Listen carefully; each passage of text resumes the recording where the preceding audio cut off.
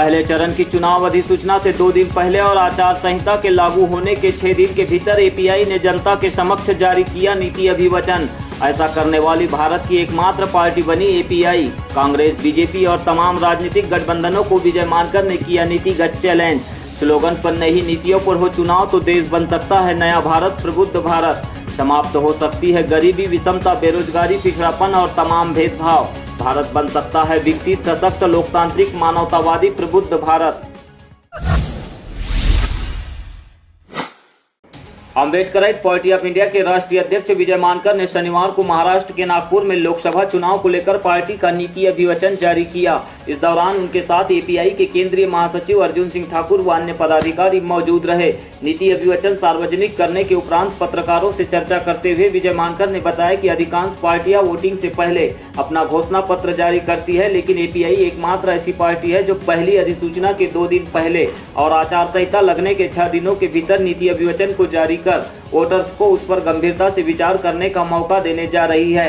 API की इस नीति अभिवचन में कई ऐसे महत्वपूर्ण मुद्दे शामिल हैं जिससे कि देश में नीति आधारित राजनीति के तहत एक बड़ा बदलाव लाया जा सकता है। Today we are declaring policy commitment for 2019 parliamentary elections. After 6 days of the declaration of model code of conduct and before 2 days of the first notification of the first phase of elections, ये जो नीति अभिवचन है, Ambedkarite party of India पूरे देश में 2019 के चुनाव के लिए ये नीति अभिवचन डिक्लेयर करने वाली पहली पार्टी है। हमने चुनाव के पहले ही इस बात को कहा था कि जैसा model code of conduct declare होगा उसके 1 वीक के भीतर जो है हम लोग अपनी नीति को डिक्लेयर करेंगे। इसके पीछे 2 मकसद है। एक मकसद ये है कि हम भारत की जनता को इस नीति के आधार पर चुनाव के लिए अपील कर रहे हैं, वोटिंग के लिए अपील कर रहे हैं। दूसरा ये भी मकसद है कि हम ये चाहते हैं कि हमारे जो कैंडिडेट्स, जो ऑफिशियल कैंडिडेट्स जो 200 से ज़्यादा 20 राज्यों में हम लोग जो है वो चुनाव लड़ा रहे हैं, वो कैंडिडेट्स भी इसको पढ़कर जो है, इसको बाइंड होकर जो है वो नॉमिनेशन फाइल करें। ये जो है नीति अभिवचन काफ़ी वास्ट है, लेकिन मैं इसके ब्रीफ पॉइंट्स बता पाऊंगा क्योंकि ये न्यू इंडिया, एनलाइटेंड इंडिया का, नया भारत, प्रबुद्ध भारत बनाने का जो है वो नीति अभिवचन है। इसके मेन पॉइंट्स को मैं बताना चाहूँगा। मैं समझता हूँ कि आप उसको नोट डाउन करेंगे और एक प्रेस नोट भी दिया हुआ है, वो आपको हेल्पफुल होगा। एपीआई के राष्ट्रीय अध्यक्ष विजय मानकर ने नीति अभिवचन की मुख्य बातों को विस्तार पूर्वक बताते हुए कहा है कि भारत के संविधान का सही तरीके से क्रियान्वयन करना चाहते हैं। इसके लिए भारत के संविधान में 4-5 बड़े संशोधन हम लाना चाहेंगे, जिससे कि मानवाधिकार कानून को संविधान में पूरी तरह लाया जा सके। इसी तरह आदिवासी मूल निवासियों के इंडिजिनियस अधिकारों को संरक्षित करने के लिए संविधान में संशोधन करना चाहते हैं, जिससे कि आदिवासियों के लिए 5 तरह के अधिकार सुरक्षित हो सके। साथ ही आदिवासियों को हम शेड्यूल क्षेत्रों में शेयर राइट्स और इक्विटी राइट्स भी देना चाहते हैं। ये तमाम बड़ी बातें एपीआई के नीति अभिवचन में शामिल है, जिस पर विजय मानकर ने संक्षेप में मीडिया से चर्चा की। इसके अलावा महत्वपूर्ण संविधान संशोधन अंकित भी किए गए। इसका पहला पार्ट जो है constitutional India, human rights India का जो पार्ट है, उसमें भारत के संविधान को हम पूर्णतः इम्प्लीमेंट करेंगे। भारत के संविधान के साथ अगर कोई मेजर छेड़छाड़ करता है तो उसके साथ हम फाइट आउट करेंगे। ये पहला एस्पेक्ट है। दूसरी बात, भारत के संविधान में 4-5 मेजर अमेंडमेंट्स लाना हम चाहते हैं, जो बहुत मेजर अमेंडमेंट्स है। एक, पहला, हम भारत के संविधान में ह्यूमन राइट्स को लाना चाहते हैं। ह्यूमन राइट्स इंटरनेशनल लॉ जो हमने रेटिफाई किया उसको हम अपने कॉन्स्टिट्यूशन में लाना चाहते हैं। Point number 1।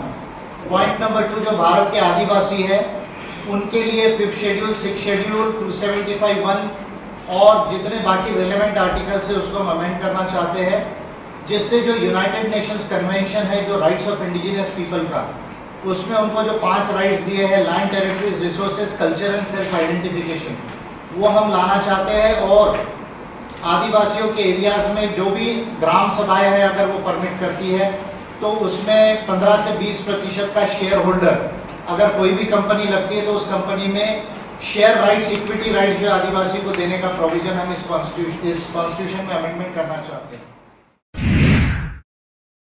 एपीआई के नीति अभिवचन में भारत की चुनावी व्यवस्था में पूरी तरह बदलाव की बात भी प्रमुखता से कही गई है, जिसके तहत कई प्रमुख मुद्दे शामिल है। इसमें मुख्य तौर पर 50% पेपर ट्रेल काउंटिंग, एफपीटीपी को बदलकर पीआर सिस्टम लाया जाए या फिर हाइब्रिड सिस्टम के तहत 2 मेंबर पार्लियामेंट में जा सके। ऐसी प्रमुख बातें एपीआई के नीति अभिवचन में शामिल की गई है। साथ ही सांसदों, विधायकों की संख्या बढ़ाए जाने और पार्टियों को डायरेक्ट कारपोरेट फंडिंग पर रोक लगाकर नेशनल इलेक्टोरल फंड बनाकर सभी पार्टी और उम्मीदवारों को चुनाव लड़ने के लिए पैसा देने का अभिवचन भी मौजूद है। इसके अलावा भारत में व्याप्त सभी प्रकार के भेदभाव को समाप्त करने एंटी डिस्क्रिमिनेशन लॉ बनाए जाने की बात भी कही गई है। और बड़ी महत्वपूर्ण बात संसद के नियमों और कार्यों में सुधार जैसी अनोखी बातें हैं। उदाहरण के तौर पर सिटीजन बिल अर्थात नागरिकों को मिलेगा संसद को बिल प्रस्तुत करने का अधिकार। यह महत्वपूर्ण मुद्दा भी इस अभिवचन में शामिल है। तीसरा सबसे बड़ा मेजर अमेंडमेंट हम हमारे कॉन्स्टिट्यूशन में और रिप्रेजेंटेशन ऑफ पीपल्स एक्ट में करना चाहते हैं, कंडक्ट ऑफ इलेक्शन रूल्स में करना चाहते हैं, जो पूरी चुनावी व्यवस्था को बदलने का।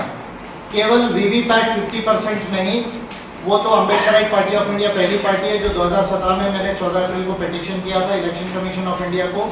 उसके बाद मुझे खुशी है कि देश की पूरी पार्टीज को मैंने लिखा और कल सुप्रीम कोर्ट ऑफ इंडिया में पार्टीज ने पिटीशन फाइल किया है कि 50% वीवीपैट्स काउंट होनी चाहिए। बहुत कम लोगों को मालूम है कि इसका जो फर्स्ट पिटीशन है वो मैंने किया था 2017 में। लेकिन इसके साथ हम भारत की पूरी चुनावी व्यवस्था को बदलना चाहते हैं। उसके प्रमुख मुद्दे हैं FPTP, first pass the post system with single member constituency को हम बदलकर हाइब्रिड सिस्टम लाना चाहते हैं जिसमें प्रोपोर्शनल रिप्रेजेंटेशन सिस्टम होगा। एफपीटीपी अगर होगा तो डबल मेंबर कॉन्स्टिट्यूएंसी होगी, यानी एक एमपी नहीं 2 एमपी जाएंगे उस कॉन्स्टिट्यूएंसी से। और PR system, proportional representation system, यानी जिस पार्टी को जितना परसेंटेज वोट है उसके उतने एमपी और एमएलए होंगे। ये पहला मेजर अमेंडमेंट हम लाना चाहते हैं। दूसरा, आप लोग सब जानते हैं कि बहुत बड़ा कॉन्स्टिट्यूशनल फ्रॉड मैं उसको कहूँगा। पहले कांग्रेस ने किया 1976 में और बाद में 2001 में बीजेपी ने किया कि जो भारत के एमपी और एमएलए के जो संख्या है उस पर सीलिंग लगी हुई है और इफेक्टिवली ये सीलिंग 2034 तक होगी। उस समय तक भारत का एमपी 30 लाख पर होगा और भारत का एमएलए 6 लाख पर होगा। क्यूबा में आज एमपी 16,000 पर है और ब्रिटेन में 90,000 पर है। चाइना जो नॉन डेमोक्रेटिक कंट्री है उसमें 4 लाख पर एक रिप्रेजेंटेटिव है और अमेरिका जिसकी हम दुआई देते बार बार जो है उस पर 6 लाख पर एक एमपी है। भारत में आज 23.5 लाख पर एक एमपी है और 3.25 लाख पर एक एमएलए है। ये फ्रॉड सिस्टम है। ये first pass the post system को साथ पीआर सिस्टम हम लाना चाहते हैं। एमपी एमएलए की संख्या को बढ़ाना चाहते हैं। थर्ड पॉइंट, जो भी कंपनीज पार्टी को डोनेशन कर रही है, जो हजारों करोड़ रुपए का डोनेशन पार्टीज दे रही है अलग अलग तरीके से, उसको हम बंद कराना चाहते हैं। एक डायरेक्ट नेशनल इलेक्टोरल फंड बने, उसमें जिसको भी टैक्स एग्जम्पशन चाहिए वो उसमें डोनेट करे और उसके बाद जो है अपना टैक्स रेबिट ले और एक यूनिफॉर्म फॉर्मूला से सब पार्टीज और कैंडिडेट्स को पैसा मिलना चाहिए। ये चौथी मेजर बात है। ईवीएम का मैंने ऑलरेडी आपको बताया, मिनिमम 50% पेपर ट्रेल काउंटिंग होना चाहिए या एटलीस्ट 30% तो होना चाहिए, जो इंटरनेशनल आइडिया कहता है, जो यूनाइटेड नेशंस की स्टैंडर्ड एजेंसी।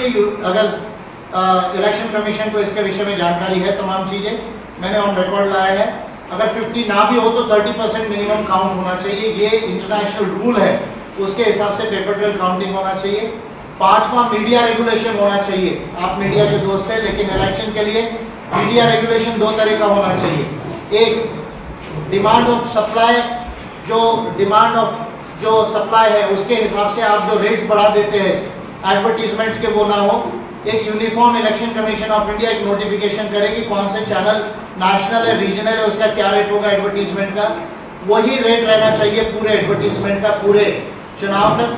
दूसरा, हर मीडिया पर बाइंडिंग होना चाहिए कि हर लीडर को, हर पार्टी के व्यूज को वो दिखाए और उसको टाइम एलोकेशन हो। मिनिमम 2 बाइंडिंग होना चाहिए और एग्जिट पोल्स और ओपिनियंस पोल्स के ऊपर में बैन होना चाहिए। ये मेजर चुनावी व्यवस्था के एस्पेक्ट्स है। इसके अलावा हम भारत के अंदर में 2-4 मेजर लॉज लाना चाहते हैं। एक anti discrimination and affirmative action law लाना चाहते हैं, जिससे caste discrimination, gender discrimination, ethnic discrimination, जितने भी प्रकार के डिस्क्रिमिनेशन है जो ह्यूमन राइट्स का वायलेशन है वो एबॉलिश हो। उसमें लॉ ऑफ रिपेरेशन लाना चाहते हैं। लॉ ऑफ रिपेरेशन यानी पर्टिकुलरली जो ये तरह के क्राइम करेगा, क्राइम्स अगेंस्ट ह्यूमैनिटी करेगा, उसकी संपत्ति से वो पैसा रिकवर होना चाहिए। जो अभी हमको बजट से मिलता है वो उसका डिफरेंशियल अमाउंट केवल हो। लेकिन अगर मान लीजिए किसी व्यक्ति ने क्राइम किया तो जेल होना केवल सफिशिएंट नहीं है। मान लीजिए अगर एट्रॉसिटी होती है तो उसके ऊपर में जो है उसकी प्रॉपर्टी से रिकवर होना चाहिए। ऐसा law of reparation already human rights में साउथ अफ्रीका के कॉन्स्टिट्यूशन में है, हम उसको इंडिया के अंदर लाना चाहते हैं। विजय मानकर ने कहा कि हम नॉन स्टेट एक्टर यानी कि आरएसएस जैसी संस्थाओं और प्राइवेट सेक्टर को ह्यूमन राइट्स के तहत बाइंडिंग बनाना चाहते हैं। इसके अलावा पार्लियामेंट रूल्स में संशोधन करना चाहते हैं, साथ ही राइट टू सिटीजन बिल लाना चाहते हैं। ह्यूमन राइट्स की पार्लियामेंट कमेटी और डिजिटल डेटा की कमेटी भी बनाना चाहते हैं, साथ ही मॉडर्न स्टेट की संकल्पना को साकार करना चाहते हैं। विजय मानकर ने नरेंद्र मोदी पर आरोप लगाया कि भारत की अर्थव्यवस्था को जानबूझकर पीछे लाने का प्रयास मोदी गवर्नमेंट ने किया है। उन्होंने बताया कि हम देश में गरीबी को दूर करने, सिटीजन वोटर्स इनकम राइट्स और यूनिवर्सल बेसिक इनकम यानी कि नागरिकों को मिनिमम आय की गारंटी का अधिकार दिलाना चाहते हैं। साथ ही स्वामीनाथन कमेटी की रिपोर्ट का क्रियान्वयन करके सेकंड ग्रीन रिवॉल्यूशन लाना चाहते हैं, जिससे कि बायोटेक्नोलॉजी से परिपूर्ण औद्योगिक क्रांति हो सके। भूमिहीनों को भूमि का अधिकार दिलाना भी हमारी पहली प्राथमिकता होगी और शिक्षा के क्षेत्र में 7 से 8% जीडीपी का खर्च करके 12वीं तक समान शिक्षा की नीति बनाई जाएगी, जिससे कि अंबानी और आदिवासी का बच्चा भी एक जैसे स्कूल में पढ़ाई कर सके। नॉन स्टेट एक्टर्स आरएसएस और आरएसएस से संबंधित और भी कई तरह की नॉन स्टेट एक्टर्स है जो भारत के कानून के किसी दायरे में नहीं है। जो मैंने ह्यूमन राइट्स का अमेंडमेंट का बिल ऑलरेडी संसद को दिया है, मैंने 16 बिल ऑलरेडी संसद को दिए हैं। उसमें 2 बिल ह्यूमन राइट्स के, 2 बिल इंडिजिनस राइट्स के हैं और 11 बिल चुनावी व्यवस्था के हैं। जितने भी नॉन स्टेट एक्टर्स है और प्राइवेट सेक्टर है उनको हम ह्यूमन राइट्स के लिए जो है वो बाइंडिंग बनाना चाहते हैं। उसके साथ पार्लियामेंट के अंदर हम मेजर सुधार करना चाहते हैं। पार्लियामेंट के अंदर हम पार्लियामेंट्री रूल्स को अमेंड करना चाहते हैं। 2-4 बड़ी जो है रूल्स हम लाना चाहते हैं। एक राइट टू सिटीजन्स बिल, यानी भारत के हर नागरिक को यह अधिकार होगा कि वो संसद को बिल बनाकर दे सके। भले उसको उस बिल पर वोटिंग करने का अधिकार नहीं, लेकिन बिल बनाकर वो दे पाएगा।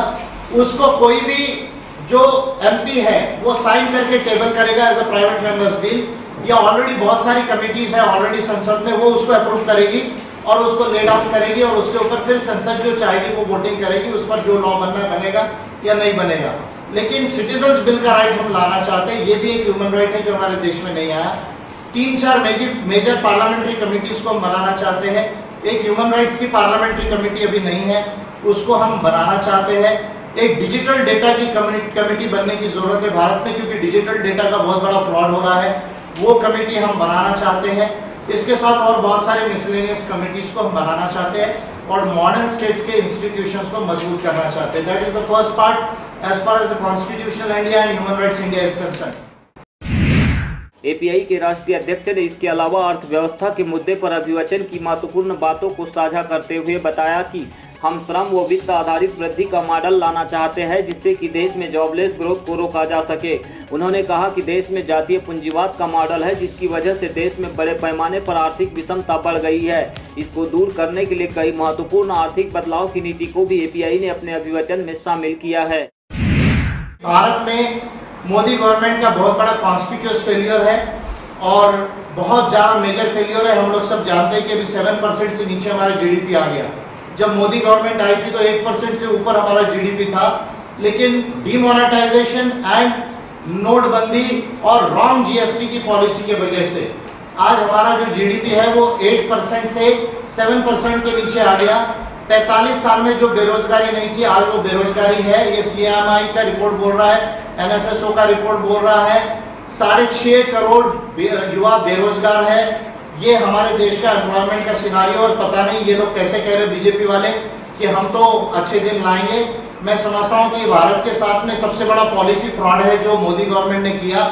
मेरा ये सीरियस एलिगेशन है प्रधानमंत्री के ऊपर कि उन्होंने भारत की अर्थव्यवस्था को जानबूझ के पीछे लाया। चाइना और अमेरिका और बाकी कंट्रीज के जीडीपी को फायदा पहुंचाने के लिए the prime minister of India ने डेलिबरेटली भारत की अर्थव्यवस्था को एबॉलिश किया है। ये मेरा डायरेक्ट चार्ज है, आप उसको छाप सकते हैं। आपका भी नहीं, आप नहीं छापेंगे तो मेरा सोशल मीडिया में मीडिया दिखाएगा, क्योंकि मेरा भी मीडिया यहाँ पर चल रहा है। तो ये मेजर इश्यू है। दूसरा एग्रीकल्चरल डिस्ट्रेस है। स्वामीनाथन कमीशन का रिपोर्ट 2006 में डिक्लेयर हुआ पहले कांग्रेस गवर्नमेंट ने, अब बीजेपी के गवर्नमेंट ने इस स्वामीनाथन कमीशन की रिपोर्ट के रिकमेंडेशंस को इंप्लीमेंट नहीं किया। हम उन तमाम रिकमेंडेशंस को इंप्लीमेंट करेंगे और भारत में सेकंड ग्रीन रेवोल्यूशन को लाएंगे, जो बायोटेक्नोलॉजी ड्रिवन सेकंड जो है वो इंडस्ट्रियल रेवोल्यूशन होगा। भारत के जितने किसान हैं उनको मिनिमम सपोर्ट प्राइस मिलेगा खेती करने के लिए, और जो मार्जिनल फार्मर्स हैं और लैंडलेस लेबरर्स हैं उनको भी जो है मिनिमम सपोर्ट प्राइस मिलेगा। जितने भूमिहीन किसान हैं उन भूमिहीन किसानों को हम 5 एकड़ जमीन देंगे, और अगर जमीन नहीं है तो जो जिनके पास ज्यादा जमीन है उनसे हम परचेज कर देंगे, और उसके बावजूद भी अगर जमीन नहीं है तो उनके अकाउंट में 50 लाख रुपया डिपॉजिट किया जाएगा, जो एक बॉन्ड्स और इक्विटीज के रूप में होगा, जिसका इंटरेस्ट उसको मिलेगा, और इसके साथ में जो है उनको कोलैटरल गारंटी भी मिलेगी। ये सेकंड एग्रीकल्चरल पार्ट है। तीसरा पार्ट है शिक्षा का, एजुकेशन का। हम जीडीपी का 7 to 8%, लगभग 6 to 8% हम शिक्षा के ऊपर स्पेंड करेंगे। 12वीं तक एक जैसी एजुकेशन होगी। अंबानी का लड़का और आदिवासी का लड़का एक स्कूल में पढ़ेगा, कोई इंटरनेशनल स्कूल में नहीं पढ़ेगा और कोई गांव की स्टेट स्कूल में नहीं पढ़ेगा। सबका एक तरह का एजुकेशन स्टैंडर्ड होगा। ये 12वीं तक होगा। हायर एजुकेशन जो अभी 23% है इंडिया में, उसको हम 75% तक ले जाएंगे, और यूनिवर्सल एजुकेशन की पॉलिसी को हम लाएंगे और चीप एंड एक्सेसिबल एजुकेशन को बनाएंगे। ये महत्वपूर्ण मुद्दा है। चौथी बात है इकोनॉमी की।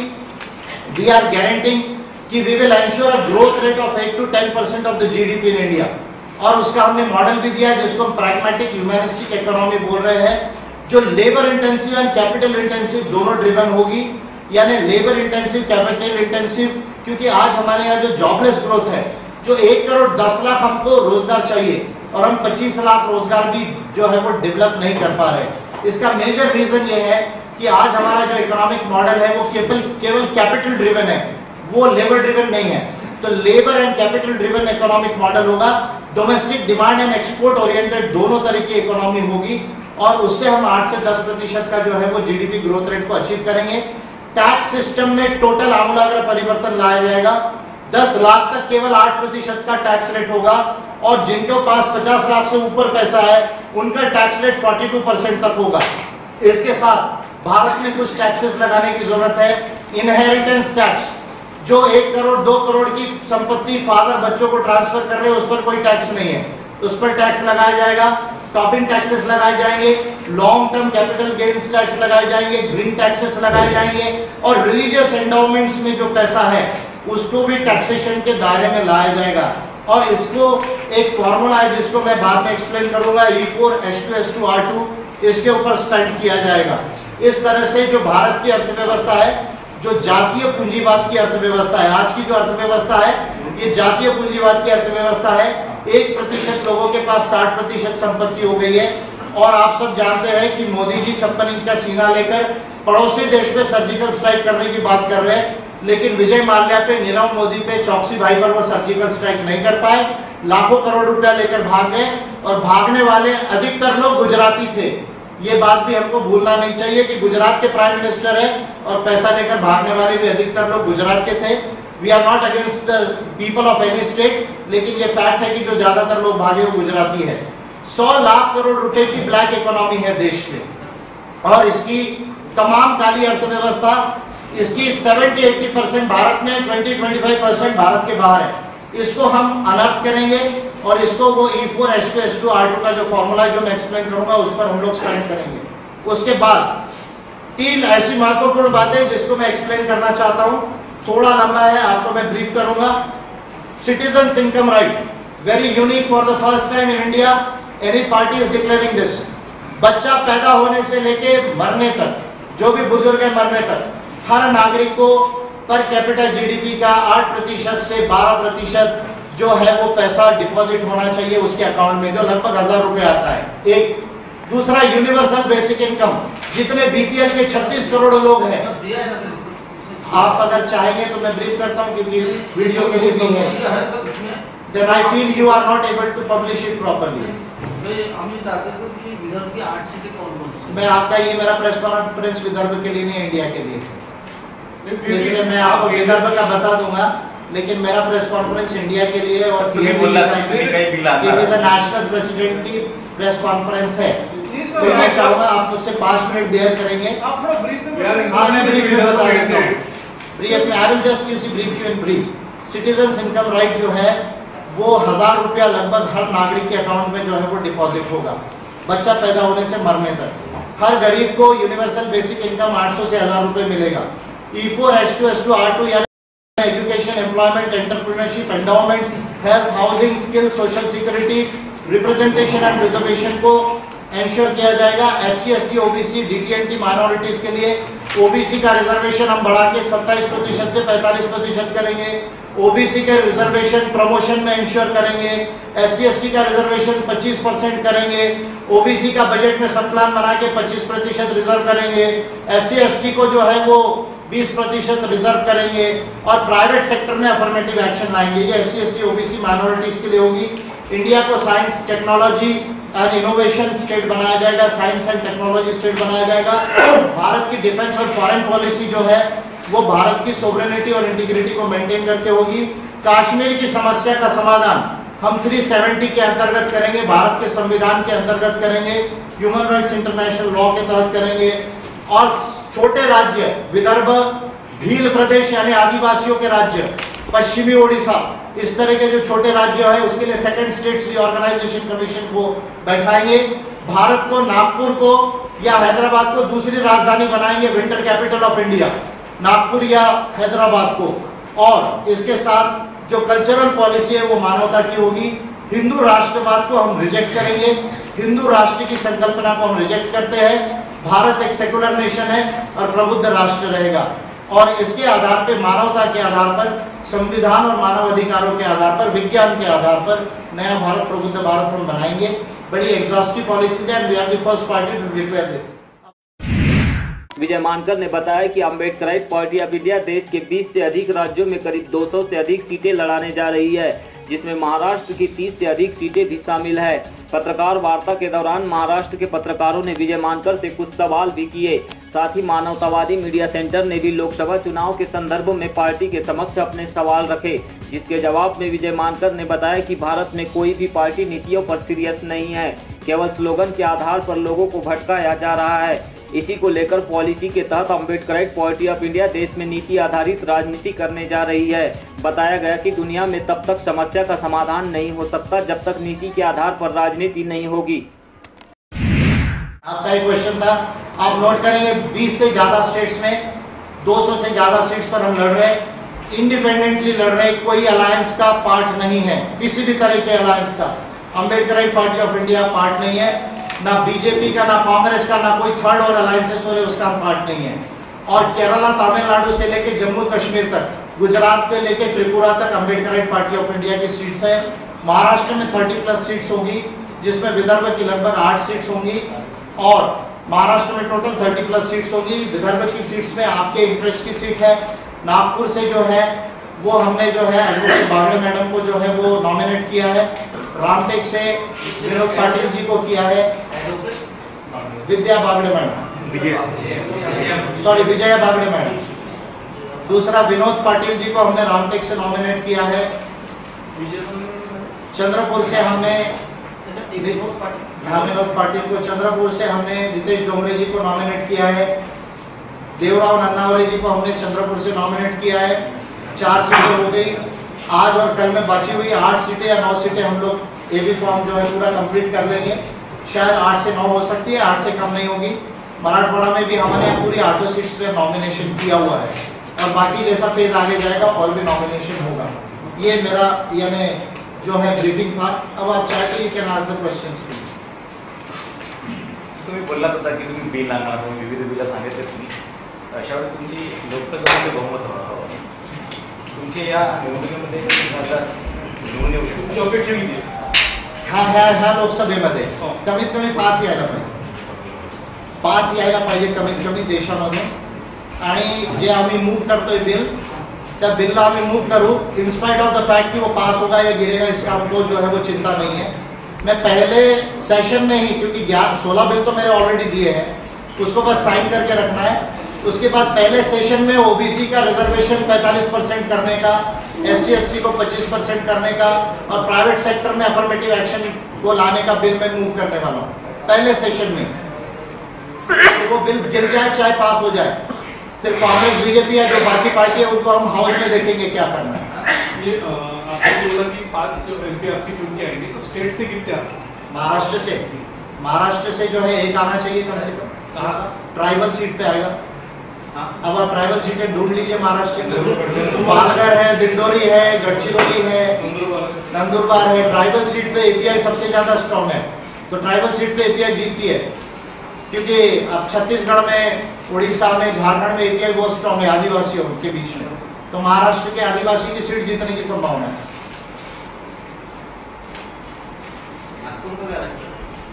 नागपुर में जो है फाइट टफ होगा और यूनियन मिनिस्टर जो भी है हमारे गडकरी जी, उनके करप्शन स्कैंडल को हम बाहर लाएंगे। बहुत ज़्यादा करप्शन हो गया है, सारा मेट्रो से लेके सब बड़े बड़े रोड्स के और ब्रिजेस के अंदर में, उसको हम आगे लाएंगे। और नागपुर का डेवलपमेंट जो है वो झुग्गी झोपड़ियों का अभी तक नहीं हुआ, पट्टा नहीं दिया अभी तक, पट्टा राइट्स नहीं दिया, सबसे बड़ी बात है, जबकि ऑर्डर है ऑलरेडी फिर भी पट्टे राइट्स नहीं दिए। इस तरह के इश्यूज है कि जो डिफरेंशियल डेवलपमेंट हो रहा है वेस्ट नागपुर का, साउथ वेस्ट नागपुर का, लेकिन ईस्ट नागपुर, मध्य नागपुर, नॉर्थ नागपुर का नहीं हो रहा है, इसके ऊपर में हम ध्यान देंगे।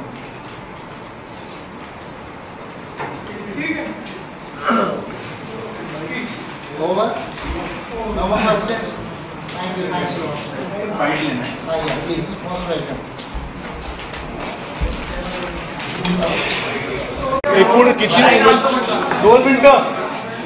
किती उमेदवार उतरवणार आहात विदर्भामध्ये, राज्यामध्ये आणि देशामध्ये? एकूण आपल्याला उमेदवारी किती जिंकतील याची शाश्वती आहे आणि आपल्यातर्फे कुठल्या प्रकारचे मॅनिफेस्टोमध्ये मुद्दे आहेत? बघा, एकतर विदर्भामध्ये 8 MP आम्ही कॉन्टेस्ट करतोय, पूर्ण महाराष्ट्रामध्ये 30+ होणार, देशामध्ये 20 राज्यांपेक्षा जास्तामध्ये 200पेक्षा जास्त MP होणार, 5 MP जिंकण्याची आमची संभावना आहे। आमचा जो, ज्याला आपण मॅनिफेस्टो म्हणता, मी त्याला पॉलिसी कमिटमेंट किंवा नीती अभिवचन म्हणतोय, तो फार मोठा आहे, त्याला मी आताच रिलीज केलेला आहे, डिटेलमध्ये नागरिकांकडे येणार। फार मोठे मुद्दे आहेत, पण मी तुम्हाला सांगायचं झालं म्हणजे भारताची अर्थव्यवस्था पूर्णपणे आम्ही चेंज करू, 8 ते 10% ग्रोथ रेट आणू, टॅक्सेशन सिस्टमला चेंज करू, 1,10,00,000 लोकांना रोजगार आम्ही एन्श्युअर करू, कारण लेबर इंटेन्सिव्ह आणि कॅपिटल इंटेन्सिव्ह ग्रोथ जे आहे तो मॉडेल आम्ही आणतोय। याच्याबरोबर आम्ही SC ST OBC मायनॉरिटीजला OBCंचं रिझर्वेशन 45% करू, OBCंना रिझर्वेशन प्रमोशनमध्ये एन्श्युअर करू, बजेटमध्ये OBCचा सब प्लॅन बनवू, SC STचा रिझर्वेशन 25% करू आणि प्रायव्हेट सेक्टरमध्ये अफर्मेटिव्ह ॲक्शन आणू। स्वामीनाथन आयोग जे कृषीसाठी महत्त्वपूर्ण आहे त्याचे रिकमेंडेशन्स आम्ही इम्प्लिमेंट करू, जेणेकरून ॲग्रिकल्चर एक इंडस्ट्री होऊ शकणार। जे भूमिहीन लोक आहेत त्यांना 5 एकर जमीन देऊ आणि याच्या बरोबर जे जर जमीन नसली तर 50 लाख रुपये त्यांच्या अकाउंटमध्ये डिपॉझिट करू। प्रत्येक नागरिकाला सिटीजन्स इन्कम राईट जन्मापासून मरेपर्यंत 1000 रुपये महिना त्यांना डिपॉझिट होईल। प्रत्येक जो BPL आहे 36 कोटी लोक, त्यांच्या अकाउंटमध्ये 1000 रुपये महिना डिपॉझिट व्हायला पाहिजे सबसिडीच्या व्यतिरिक्त। आणि याच्या व्यतिरिक्त E4 H2 S2 R2 म्हणजे education, employment, entrepreneurship, endowments, health, housing, skills, social security, representation आणि रिझर्वेशन ह्या फॉर्म्युलाच्या आधारावर आणि सिटीजन्स इन्कम राईट आणि युनिव्हर्सल बेसिक इन्कम आणि ह्या सर्व पॉलिसीजवर आम्ही नवीन भारत, प्रबुद्ध भारत बनवू।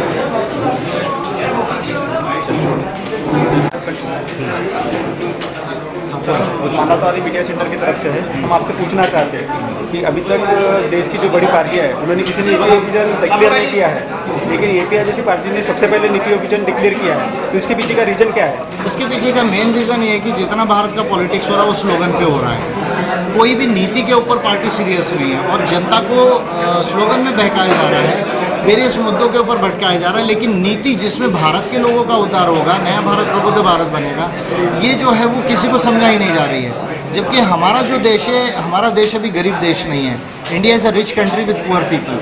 हमारा GDP अभी 6वें पर है, अभी 5वें पर आ रहा है। ब्रेक्सिट की वजह से ब्रिटेन 6वें पे जा रहा है और हमारी जो नेचुरल वेल्थ है वो 11वें नंबर की है। तो अगर प्रॉपर पॉलिसी को किया जाए तो भारत से गरीबी को, विषमता को एबॉलिश किया जा सकता है। जो मैं C4 कहता हूँ, caste discrimination, caste capitalism, communalism and confusion and जो है वो कॉन्फ्लिक्ट, इसको समाप्त किया जा सकता है। तो क्योंकि बाकी पार्टीज़ नहीं करती है, इसलिए अम्बेडकराइट पार्टी ऑफ इंडिया ने इसको लीड लिया है और आज हमने इसको डिक्लेयर किया। मैं पहले से कहते रहा हूँ कि model code of conduct declare होते ही हम इसको डिक्लेयर कर देंगे, और आज 6वां दिन है और हमने इसको डिक्लेयर किया। 18 से नॉमिनेशन है, 2 दिन पहले ही हम इसको जो है वो डिक्लेयर कर रहे हैं, ताकि ये नीति अच्छे से लोगों को समझे और लोग इसको पढ़कर जो है हमको वोट करें, और हमारे कैंडिडेट जो हम नॉमिनेट कर रहे हैं वो भी इसको पढ़कर फिर खड़े हों। ये हमारी सोच है। सर, ये नीति अभियोजन को लेकर एपीआई कैसे पॉलिटिक्स करना चाहती है? ये पॉलिटिक्स ऑफ पॉलिसीज़ है, और दुनिया में जितने भी भेदभाव जिनके साथ हुआ है, जो डिस्क्रिमिनेटेड कम्युनिटीज़ है, ऑप्रेस्ड कम्युनिटीज़ है, जब तक उन्होंने नीतियों के साथ पॉलिटिक्स नहीं किया अपना एजेंडा सेट करके, तब तक के वो प्रॉब्लम सॉल्व नहीं है, दुनिया की हिस्ट्री कहती है। तो इसको मैं पॉलिटिक्स ऑफ पॉलिसीज़ कहता हूँ, और एपीआई एकमात्र पार्टी है जो पॉलिटिक्स ऑफ पॉलिसीज़ करती है, और ये और भी पार्टीज इससे रीओरिएंट होगी। जैसे अभी आप देखिए मध्य प्रदेश में 27% ओबीसी का रिजर्वेशन किया 14% से, तो ये कांग्रेस का एजेंडा नहीं था, उनके मैनिफेस्टो में नहीं था, ये तो एपीआई के नीति अभिवचन में था, और उसके वजह से मजबूर होकर कांग्रेस को करना पड़ा। तो आप इससे समझ सकते हैं कि एपीआई जो पॉलिसीज़ को सेट कर रही है, तो भले ही एपीआई अभी गवर्नमेंट में आने की है, लेकिन दूसरी पार्टीज़ को मजबूर होकर उसको एग्री करना पड़ा।